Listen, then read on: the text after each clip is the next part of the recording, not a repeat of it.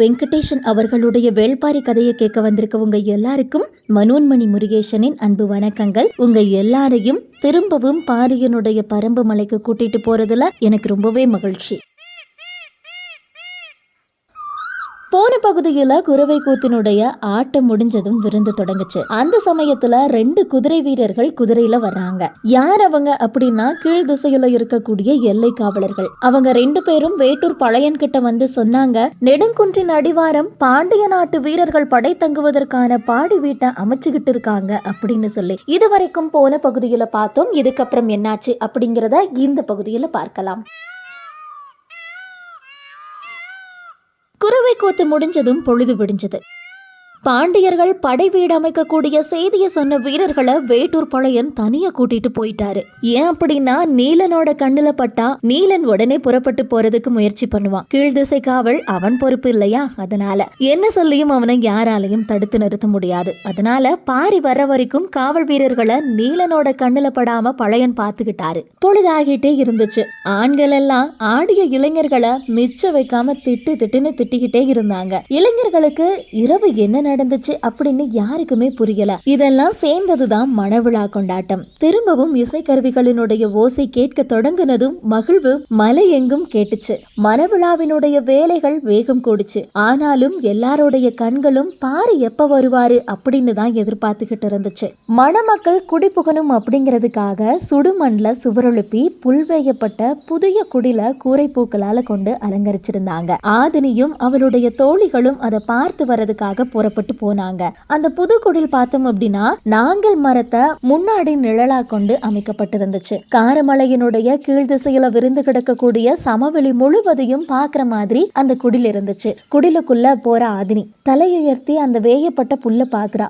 கொஞ்சம் மையம் கொண்டு வெளியில வந்து மேற்பரப்பையும் பாக்குறா. வியப்பு கலந்த மகிழ்வு அவளோட முகத்துல ஓடி மறைஞ்சது. மற்ற பெண்களுக்கெல்லாம் இது புரியவே இல்லை. என்ன அப்படின்னு சொல்லி கேக்குறாங்க. அப்ப ஆதினி சொன்னா, குரம்ப புல்ல அடிப்புறம் வச்சு நடுவுல மூங்கில் புல் பரப்பி மேல மாந்தம்புல்ல வச்சு மேய்ஞ்சிருக்காங்க. எவ்வியூர் மாதிரி இது மலைமுகட்டுல இருக்கக்கூடிய ஊர் இல்லைல்ல, அடிவாரத்துல இருக்கிற ஊர் அப்படிங்கிறதால வெயில் காலத்திலையும் குளுமை நீங்காம இருக்கணும் அப்படிங்கிறதுக்காக இப்படி செஞ்சிருக்காங்க. இந்த மாந்தம்புல்லு உச்சி மலையோட கரும்பாறை இடுக்குகள்ல மட்டும்தான் வளரும். கடமான்கள் விரும்பி சாப்பிடக்கூடிய புல்லுதான் இது. அதெல்லாம் அறுத்துட்டு வர்றது சாதாரண விஷயம் இல்லை. நீலன் அவனே மேலே போய் இதெல்லாம் அறுத்து எடுத்துட்டு வந்திருப்பான்னு நினைக்கிறேன் அப்படின்னு சொல்லி ஆதினி மற்ற பெண்கள் கிட்ட சொல்றா. கூட வந்த இன்னொரு பெண் சொன்னா, அவசரப்பட்டு முடிவுக்கு போகாத ஆதினி, மயிலாவே அதை செஞ்சாலும் செஞ்சிருப்பா, அவளை பத்தி உனக்கு தெரியாது அப்படின்னு சொன்னது எல்லாருமே சிரிச்சாங்க. வெளியில இசைக்கருவிகளோட ஓசையோட ஆரவார ஓசையும் பெருகி வந்துச்சு. காரணம் என்ன அப்படின்னா பாரி வந்து விட்டார் அப்படிங்கிறத உணர்ந்து ஊர் மந்தைய நோக்கி எல்லாருமே ஓடுனாங்க. மக்களோட கூட்டத்துக்கு நடுவுல பாரியோட முகத்தை பாக்குறதுக்கு ரொம்ப நேரமாச்சு. எல்லாருக்குமே எல்லாரையும் நலம் விசாரிச்சாரு பாரி. பரம்பினுடைய தென் எல்லையில இருக்கக்கூடிய ஊர்ல இருந்து எல்லா பெரியவங்களும் வந்திருந்தாங்க. ஒவ்வொருத்தர்கிட்டையும் தனித்தனியா போய் பாரி நலம் விசாரிச்சுக்கிட்டு இருந்தாரு. கரியனூர்ல இருக்கக்கூடிய பெரியாத்தா கூட்டத்தை விலக்கி விட்டு பாரிய நோக்கி வந்தாங்க. ரொம்ப அன்போட வரக்கூடிய அந்த பெரியாத்தாவை பார்த்து பாரியோட மனம் அவ்வளவு சந்தோஷப்பட்டுச்சு. ஏன் அப்படின்னா பாரியோட அப்பாவை ரொம்ப சிறுவனை போல நடத்துவாங்க பெரியாத்தா. ஆனா பாரிய அவள் தந்தைய போல நடத்துவா. என் அப்பனடா நீ அப்படின்னு பெரியாத்தா எப்பவுமே பாரிய பார்த்து சொல்லுவாங்க. தள்ளாத வயசுல இவ்வளவு தூரம் அங்கிருந்து வரணுமா அப்படின்னு சொல்லி பாரி கேட்டதுக்கு, ஆமா, இனி நான் மலையேறி எவ்வியூருக்கு வந்து உன்னை பார்க்கவா முடியும்? நானே மலையடிவார ஊருக்கு எப்போ நீ வருவேன்னு தான் காத்திருந்தேன். இந்த கல்யாணத்துக்கு வருவேன்னு எனக்கு தெரியும். அதனால தானப்பா எப்படியாவது உன்னைய பார்த்துடலாம்னு ஓடி வந்தேன் அப்படின்னு சொல்கிறாங்க. இதை கேட்டதும் பாரியோட கண்ணெல்லாம் கலங்குச்சு. உடனே பாரி கேட்குறாரு, சூழ்மருது எப்படி இருக்கு அப்படின்னு. இந்த மழை காலத்தில் தப்பிச்சிருச்சு, ஆனால் இன்னும் எத்தனை காலமோ அப்படின்னு சொல்கிறாங்க. சூழ்மருது யாரு அப்படின்னா அந்த பெரியாத்தாவோட குடில் பக்கத்துல இருக்கக்கூடிய மரம் பேரு தான் சூழ்மருது. ஒரு வகையில அந்த பெரியாத்தாவுக்கு குல தெய்வமும் அந்த மரம் தான். பாரியோட நலம் விசாரித்தல் எப்பவுமே இப்படிதான் தனித்தன்மையோட இருக்கும். செடி கொடி மரம் விலங்கு மனுஷங்க அப்படின்னு சொல்லி ஒன்று விடாம எல்லாத்தையும் கேட்பாரு பாரி. கூட்டத்தை விலக்கி கொண்டு உள்ள நுழைஞ்ச வேட்டூர் பழையன், வந்தவங்கள முதல்ல சாப்பிட விடுங்க அப்படின்னு சொல்லி சத்தம் போட்டு எல்லாரையும் போக சொல்றாரு. பாரியும் கபிலரும் காலம்பனும் பக்கத்துல இருந்த குடிலுக்கு சாப்பிட போனாங்க. அவங்களுக்காக பொங்கம்பழ பூந்தேன் கட்டி காத்திருந்துச்சு. அப்படின்னா என்ன அப்படின்னா, தேனி தன்னோட கூட்டுக்குள்ள முதல்ல தேனை கட்டியா தான் வச்சிருக்கோம். அதுக்கப்புறமா தான் அந்த கட்டிய தேனா மாத்தும். மலை மக்கள் தேன் கட்டிய தான் எடுப்பாங்க. தேனை பிழிந்தெடுக்க கூடிய பழக்கம் அவங்களுக்கு கிடையாது. அதுவும் எந்த வகை பூவுல இருந்து தேன் எடுத்து இந்த கட்டிய தேனி உருவாக்கி இருக்கு அப்படிங்கறத பொறுத்து தான் இந்த கட்டியை எடுக்கலாமா வேண்டாமா அப்படிங்கறத முடிவு செய்வாங்க. அந்த பகுதியில அந்த பருவத்துல எந்த பூ அதிகமா பூத்திருக்கோ அந்த பூவினுடைய சுவைதான் தேன் கட்டியிலையும் அதிகமா இருக்கும். இந்த நாவற்பழ பூந்தேன் ரொம்பவே துவர்க்கும். வேப்பம்பழ பூந்தேன் கசக்கும். கள்ளி பூந்தேன் ரொம்ப இனிக்கும். ஆனா கோட்டை பழ பூந்தேனையும் அத்தி பூந்தேனையும் சுவை பிரித்து அறிவது ரொம்பவே கடினம். இதுல ரொம்ப சுவையா இருக்கிறது எது அப்படின்னா, எவ்வளவு சாப்பிட்டாலும் இன்னும் சாப்பிட்டே இருக்கலாம் அப்படின்னு சொல்லக்கூடிய பொங்கம்பழ பூந்தேன் தான். அந்த தேன் கட்டியை எடுத்துட்டு வந்து அடுக்கு வாழை இலையில வச்சு கொடுத்தாங்க. கட்டிச்சாறு கணக்கு இல்லாம உள்ள இறங்குச்சு. உணவு முடிச்சதும் வேட்டூர் பழையன் பாரிக்கிட்ட சொல்றாரு, எல்லாத்தையும் தேக்கன் கிட்ட சொல்லியிருக்கேன். பகல்ல நீ போய் நேர்ல ஒரு தடவை பார்த்துட்டு வந்துருப்பாரி. சரின்னு சொன்ன பாரி தேக்கனையும் முடியனையும் கூட கூட்டிட்டு புறப்படுறாரு. பாரி கூட மற்ற 2 பேரும் புறப்படுறதுக்கு முன்னாடி பழையன் சொன்னாரு, பொழுது சாகிறதுக்குள்ள மயிலாவை அவளோட ஊர்ல இருந்து கூட்டிட்டு வந்துருவாங்க. அதுக்குள்ள நீங்க வந்துட்டீங்கன்னா மயிலா கிட்ட இருந்து தப்பிக்கலாம், இல்லைன்னா அவ்வளவுதான் அப்படின்னு சொல்லி எச்சரித்து அனுப்புனாரு வேட்டூர் பழையன். பாரி, தேக்கன், முடியன் 3 பேரும் குதிரையில புறப்பட்டாங்க. கூட கீழ் திசை எல்லை காவலர்களும் 2 பேர் போனாங்க. எதிர்பார்த்திருந்த செய்தியை தான் பழையனும் சொல்லியிருந்தாரு. ஆனா அவர் சொல்லக்கூடிய 2 இடங்களும் ஒண்ணுக்கொண்ணு தொடர்பு இல்லாம இருந்துச்சு. குதிரைகள் காரமலையினுடைய சரிவு பாதையில தென்புறம் நோக்கி போய்கிட்டு இருந்துச்சு. 2வது மலையை தாண்டினப்பதான் பாரிக்கு மயிலாவோட ஞாபகம் வந்துச்சு. ஏன் அப்படின்னா, அந்த குன்றுக்கு அடிவாரத்துல தான் அவளோட ஊரும் இருக்கு. மயிலாவோட ஊரான செம்மனூர்ல இருந்து மணமகளோட தாய்மாமன் தான் மயிலாவை தன்னோட தோல்ல வச்சு தூக்கிட்டு வருவாரு. வேட்டுவன் பாறையோட எல்லையில நின்று மணமகன் மயிலாவை தன்னோட தோளுக்கு மாற்றி தூக்கிட்டு போவான். அப்படி தூக்கிட்டு போகக்கூடிய நிகழ்வு தான் ரொம்ப உற்சாகமும் ரொம்ப கொண்டாட்டமுமா இருக்கும். ஏன் அப்படின்னா, கேலி பேச்சுகளும் குறும்பு விளையாட்டுமா ஊரே களை கட்டி இருக்கும். கொஞ்சம் அமைதியான பெண்கள் கூட மணமகனோட தோல்ல உட்கார்ந்து வரும்போது இல்லாத குறும்பெல்லாம் செய்வாங்க. மயிலாவை பத்தி சொல்லவா வேணும்? அவ செய்ய போகக்கூடிய குறும்புத்தனங்களை பார்க்க பாரிக்கும் ஆசையா தான் இருந்துச்சு. ஆனா இப்போ சூழல் ரொம்ப வேறு விதமா அமைஞ்சிருந்தது. உச்சி பொழுதுக்கு வெள்ளடி குன்றின் அடிவாரத்துக்கு வந்து சேர்ந்தாங்க. அந்த குன்றில இருந்து பாக்குறாங்க. குன்றில இருந்து கொஞ்ச தூரம் தள்ளி படைகள் தங்குவதற்கான தாவாரங்கள் அடிக்கப்பட்டு இருந்துச்சு. படை வீரர்கள் இங்கும் அங்குமா புதர்களை அகற்றிட்டு இருந்தாங்க. குதிரைகள் அங்கங்க நின்னுட்டு இருந்துச்சு. கொடி எதுவுமே பறக்கல. ஆனா பாசறையின் முன்புறத்துல பாண்டிய பேரரசினுடைய இணைக்கையில் சின்னம் பொறிக்கப்பட்டிருந்துச்சு. படை வீரர்களோட உடைகளும் தாவாரத்தினுடைய தன்மையும் பார்த்த உடனே தெரிஞ்சுக்க கூடியதா தான் இருந்துச்சு. குன்று மேல நின்னுகிட்டே 3 பேரும் பாக்குறாங்க. இது வெங்கல் நாட்டோட பகுதியாச்சே, பரம்புக்கு எதிராக செயல்பட மாட்டோம் அப்படின்னு வாக்களித்த குலம் அவரோடதில்ல அப்படின்னு முடியன் சொன்னப்போ தேக்கன் சொன்னாரு, வைப்பூர்ல நடந்த மோதல்ல அவர் மகனோட தலைய நம்ம ஆளுங்க சீவி எறிஞ்சதாவும் அதன் பொருட்டு மயூர்களார் வஞ்சினம் உரைத்துள்ளதாவும் வேட்டூர் பழையன் சொன்னாரு அப்படின்னாரு. மயூர்களார் எதுக்கு வைப்பூர் துறைமுகத்துக்கு போனாரு அப்படின்னு சொல்லி பாரி கேட்குறாரு. அதுதான் எனக்கும் தெரியல. இளவரசனோட திருமண ஏற்பாட்டுக்கு போனவன் அப்படியே துறைமுகம் வரைக்கும் போயிருப்பான் அப்படின்னு பழையன் சொல்றாரு. நடந்துகிட்டு இருந்த வேலையை கூர்ந்து பார்த்துக்கிட்டே இருந்தாரு பாரி. கொஞ்ச நேரம் கழிச்சு புறப்படுறாங்க எல்லாரும். இந்த செம்மனூர்காரர்கள் வேட்டூர் பாறையின் எல்லையை நெருங்கிக்கிட்டு இருந்தாங்க. அவங்கள வரவேற்று மணப்பெண்ணை தூக்கி கொள்ள மணமகன் வீட்டார் தயாரா இருந்தாங்க. நீலன் மாவீரன் தான். ஆனா மயிலாவை தூக்குனதுக்கு அப்புறமா கீழே இறக்காம ஊர் மந்திக்கு கொண்டு வந்து சேர்க்கணும். மயிலா செய்ய போற குறும்புத்தனங்களை இவன் எப்படி சமாளிச்சு தூக்கிட்டு வர போறான் அப்படிங்கறத பாக்குறதுக்காக தான் எல்லாருமே காத்திருந்தாங்க.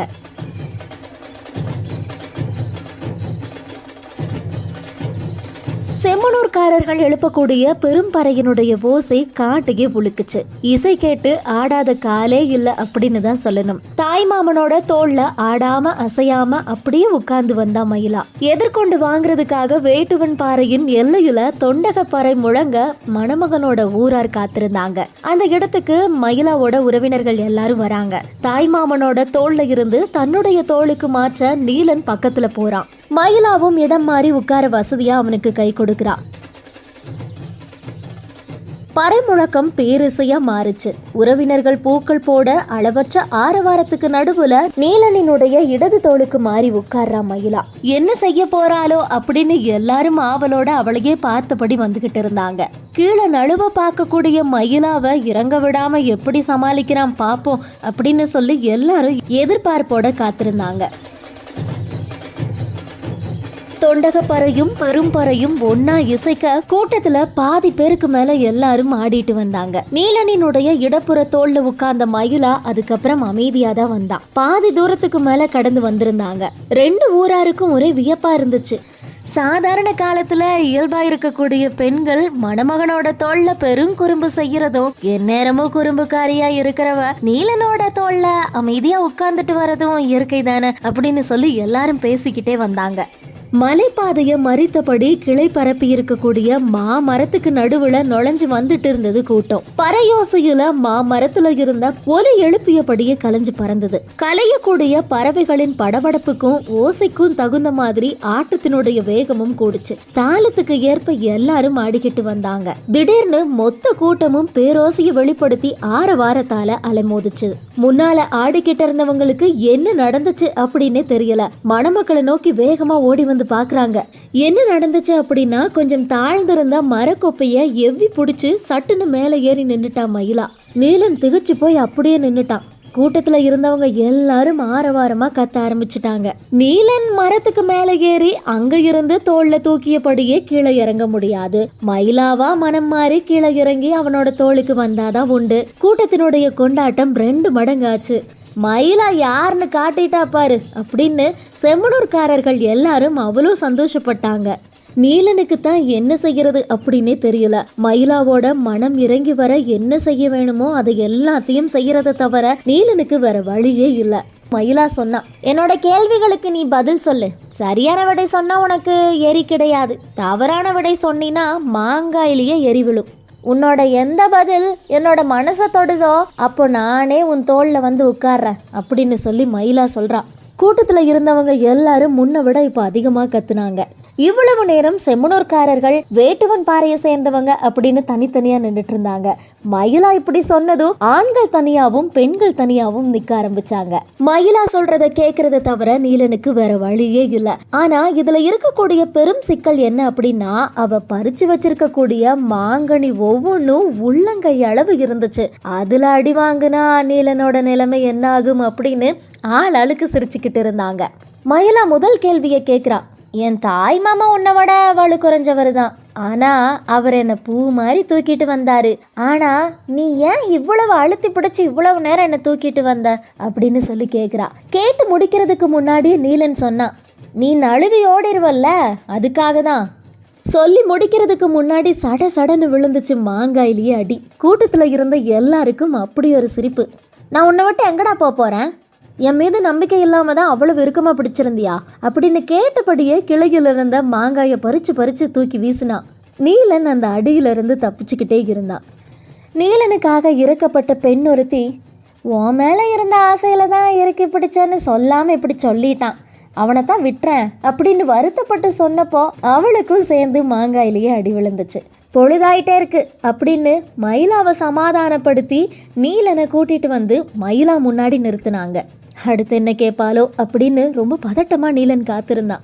மயிலா கொஞ்சம் கோபத்தோட கேட்டா, குழந்தை பிறந்ததும் எந்த மார்புல முதல்ல பால் கொடுக்கணும் அப்படின்னு சொல்லி கேட்குறா. பெண் குழந்தைன்னா இடது மார்பிலும், ஆண் குழந்தை அப்படின்னா வலது மார்பிலையும் அப்படின்னு அவனுக்கு ஞாபகம் வந்துச்சு. வந்ததும் அவனுக்கு ஒரே குழப்பமாயிருச்சு. ஆண் குழந்தைக்கு தானே இடது மார்பு அப்படின்னு குழம்பியபடியே நிற்கிறான். கூட்டத்துல இருந்த பெண் ஒருத்தி பக்கத்துல இருந்தவகிட்ட சொன்னா, இந்த கேள்விக்கு நீலன் என்ன விடை சொன்னாலும் மாங்காயில அடி உறுதி அப்படின்னு சொல்லி. ஏன் அப்படின்னு சொல்லி பக்கத்துல இருந்தவங்க கேட்டாங்க. தவறா சொன்னா இது கூட தெரியலையா அப்படின்னு சொல்லி அடிப்பா, சரியா சொன்னா உனக்கு தான் அக்கா தங்கச்சியே இல்ல, யார்கிட்ட போய் இதெல்லாம் கேட்ட அப்படின்னு சொல்லி விடாம மாங்காயிலேயே அடிப்பா அப்படின்னு சொல்லி சிரிச்சா. நீலனினுடைய நிலைமை ரொம்ப மோசமா போய்கிட்டே இருந்துச்சு. எல்லாரும் மாங்காயில எப்போ அடி விழுகும் அப்படின்னு சொல்லி காத்துக்கிட்டு இருந்தாங்க. அப்போ நீலன் சொன்னான், நான் பிறந்ததுமே என் ஆத்தா இறந்துட்டா, கூட பிறந்தவங்களும் இல்லை, அப்படின்னா காதலி நீதானே இதெல்லாம் சொல்லி தரணும் அப்படின்னு சொல்லி நீலன் சொல்றான். மயிலாவுக்கு எதிர்பாராத பதிலா இருந்துச்சு. மயிலா ஒரு நிமிஷம் திகைச்சு போனா. நீலன் தன்னுடைய தாயின் இடத்துல மயிலாவை வச்சு சொன்ன சொல் மயிலாவை ஏதோ செஞ்சது. கொஞ்சம் அமைதியானா. அவளோட வேகம் கொஞ்சம் கம்மியானதை எல்லாரும் பார்த்துக்கிட்டே இருந்தாங்க. ஆனா மயிலாவோ உணர்வுகளை வெளிக்காட்டி கொள்ளாம அடுத்த கேள்வியை கேட்டான். சரி, நம்ம குழந்தைக்கு பாட உனக்கு எத்தனை தாலாட்டு தெரியும் அப்படின்னு சொல்லி மயிலா கேட்குறான். அப்போ நீலன் சொன்னான், ஒரே ஒரு பாட்டு தெரியும் அப்படின்னு. மரத்து மேல இருந்து மயிலா கேட்டான், என்ன பாடல் அது அப்படின்னு சொல்லி.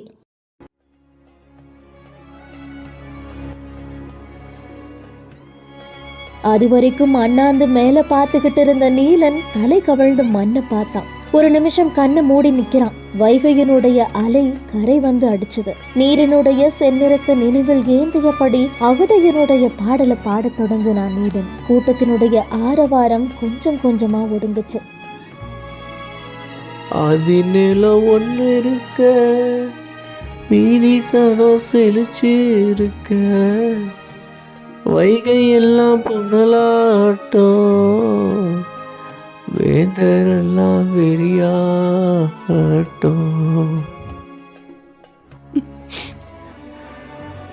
போன சனம் திரும்பலையே, போன சனம் திரும்பலையே, வந்த வழி மறக்கலையே, போன சனம் திரும்பலையே, வந்த வழி மறக்கலையே, வானம் பார்த்து நிக்கிறனே, வெந்த காடு தனியலையே, வெந்த காடு தனியலையே, கண்ணு முன்ன என் உசுறு போனதென்ன என் குலமே, போன தடம் எல்லாமே ரத்த கரை படிஞ்சு இருக்க, போன தடம் எல்லாமே ரத்த கரை படிஞ்சு இருக்க,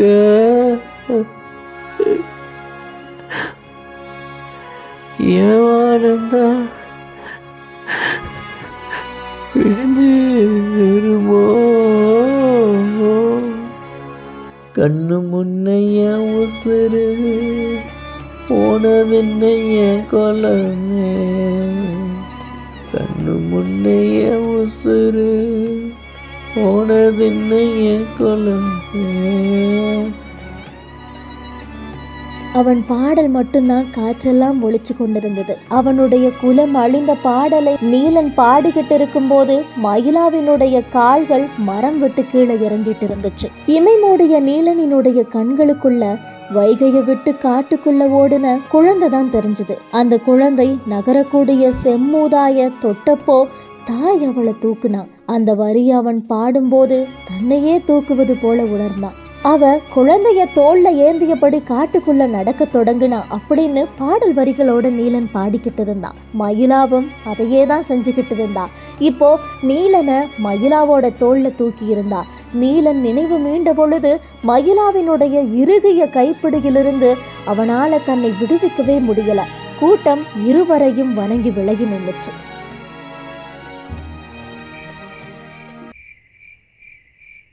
பாரி வேட்டுவன் பாறைக்கு திரும்பும் பொழுது பந்த வெளிச்சத்துல மலை முழுவதும் ஒளி வீசிக்கிட்டு இருந்துச்சு.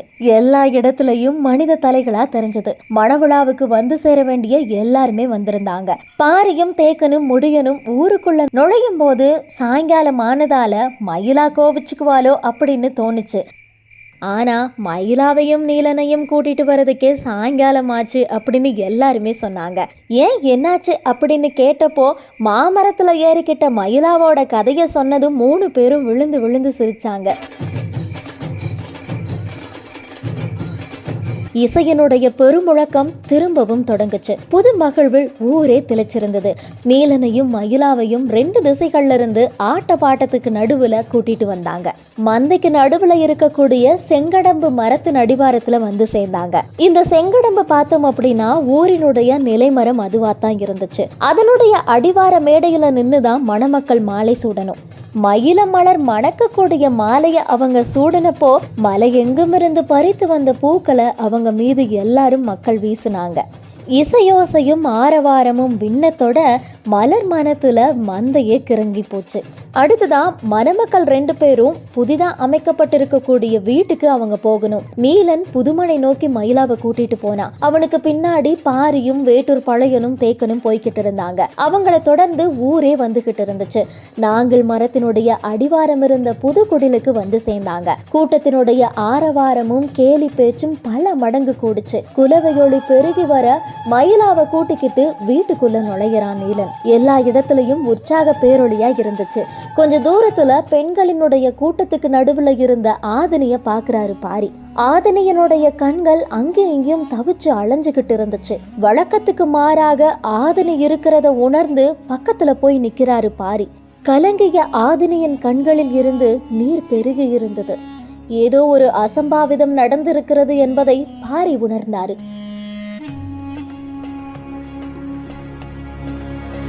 இதுக்கப்புறம் என்னாச்சு அப்படிங்கிறத அடுத்த பகுதியில் தெரிஞ்சுக்கலாம். அதுவரை உங்களிடமிருந்து விடைபெறுவது பரம்பு மலையிலிருந்து நான் மனோன்மணி முருகேசன்.